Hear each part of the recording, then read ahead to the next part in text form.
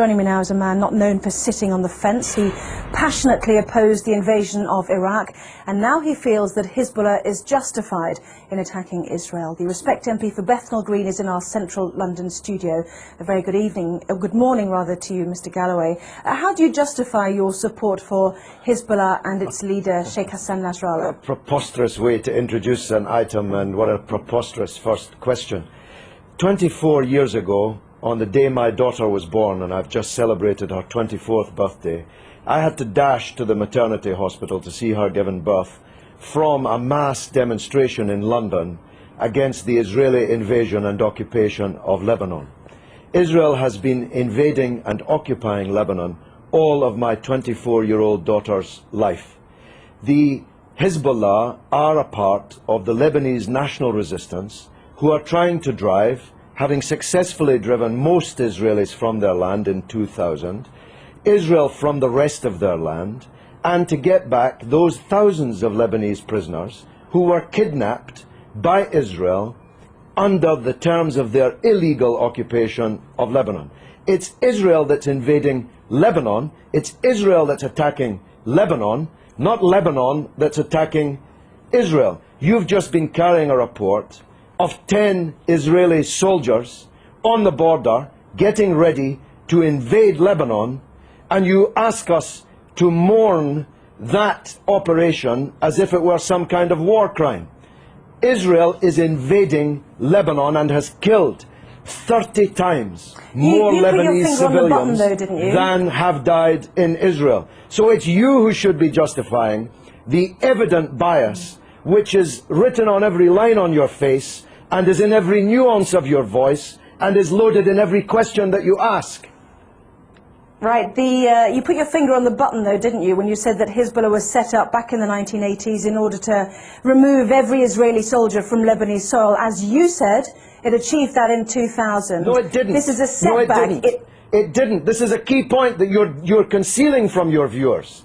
Israel was forced out of most of the south of Lebanon in 2000. It still occupies a part of Lebanon since 2000. The Shebaa Farms area, which is subject to this latest UN draft resolution. Thousands of Lebanese prisoners have been kidnapped by Israel. Hezbollah I spoke and the just a moment Lebanese ago to the Israeli Foreign Ministry released. spokesman, who said that the 3 Lebanese who have been captured, perhaps you'd like to use that word, have been before a judge These are and not been the prisoners. through a court of law. Oh, please, have a slightly longer memory than 4 weeks. I'm talking about the thousands of prisoners taken during the 18 years of Israeli occupation, illegal occupation of South Lebanon. These are the prisoners that have to be released in exchange for the Israeli soldiers that were captured at the beginning of this wave of the crisis. Can I ask you about a report that's in today's Sunday Telegraph, which showed that Iran has given Hezbollah long-range missiles capable of targeting any part of Israel. Iran, according to this Iranian MP who helped found Hezbollah, has also said that Iran has given the authorization to target Tel Aviv. Can you blame Israel for wanting to destroy those missiles? But this is preposterous. America has given Israel missiles that can target not just every city in Lebanon, but every city in the Arab and Muslim world, including Iran. Why should America be allowed to give long-range missiles to Israel, including hundreds of nuclear missiles, but Iran is not allowed to give missiles? Because it's given it to a terrorist organization. But they're not a terrorist organization. Only in the mind of Rupert Murdoch's Sky and the Times and the Sun and the News of the World. I'm going to stop you there, Mr. Galloway. Prescribed terrorist organizations. One man's terrorist is another man's freedom fighter. We know that perfectly well. In most people's eyes, they are deemed to be. They had a choice, didn't they? Let's understand this. They had a choice, like the IRA, to take on politics.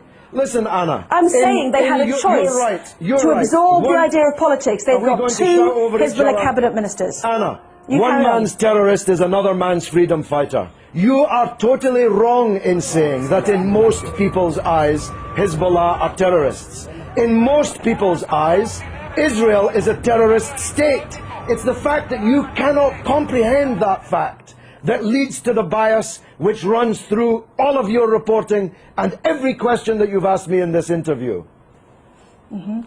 Can I ask you one question? I was relating to the IRA and Sinn Féin. They have decided to embrace politics. Hezbollah had the chance to embrace politics. They've already got two cabinet ministers. They're well respected in the south. In politics.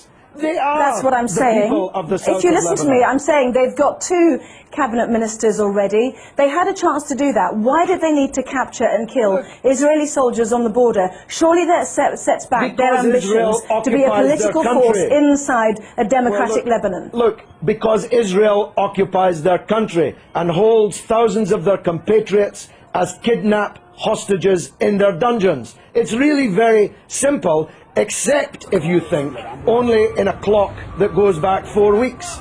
If you know, and you're old enough to know better, that this origins of this conflict are not 4 weeks or 4 years or 14 years, but are decades old. You want people to think that the crisis started when the clock started ticking on Sky News. No, I don't the people in Lebanon I want to ask you differently. I want to ask you one final question. Do you think that the 4 weeks that we've seen, as you mentioned, the 26 days of this crisis, has set back Hezbollah's ambitions? Not only are Israeli soldiers now over the border... Let me finish. Would you mind letting me finish, please? Not only are Israeli soldiers over the border in sizable numbers, but also there claims to be a good political organisation to help a democratic Lebanese government with the Syrians who've also now left an independent state. That has also come to blows as well. What a silly question. What a silly person you are. Hezbollah is winning the war. You can see it on the other half of the screen. Hezbollah is more popular today. That was not my question. Hezbollah is more popular today in Lebanon, amongst Christians, amongst Sunnis, amongst Shiites, amongst all Arabs, amongst all Muslims, than it has ever been. It's Israel who's lost the war, and Bush and Blair, for politically organising the war, who've lost politically. This is a defeat for Bush and Blair and Israel. Everybody but you can see it. Let me separate out that question then. Is it a setback, given that Hezbollah was set up in order to get Israeli soldiers off Lebanese soil, that there are now more Israeli soldiers on Lebanese soil than there were 26 days ago?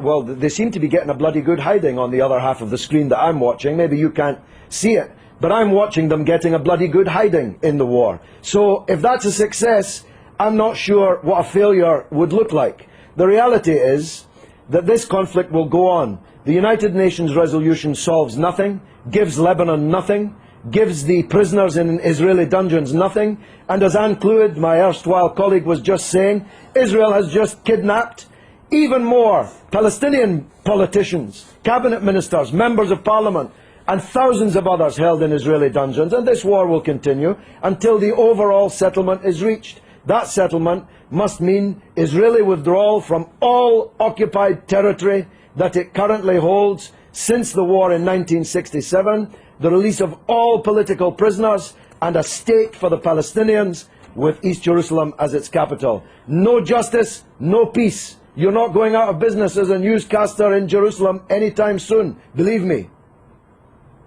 Well, as usual, you have prompted a huge email response, both for and against you, Mr. Galloway, so we'll leave it there. I have to say that some people might find it offensive when more families are mourning their dead to hear you say that it was a bloody good hiding. So you don't give a damn. You don't even know about the Palestinian families.